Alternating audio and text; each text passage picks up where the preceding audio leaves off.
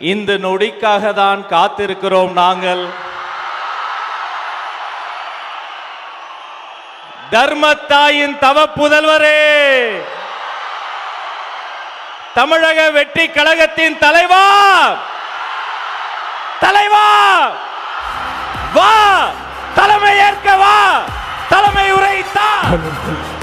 தமிழக வெற்றி கழகத்தின் தலைவர் வேலூரில் இதோ உங்கள் முன்னால்.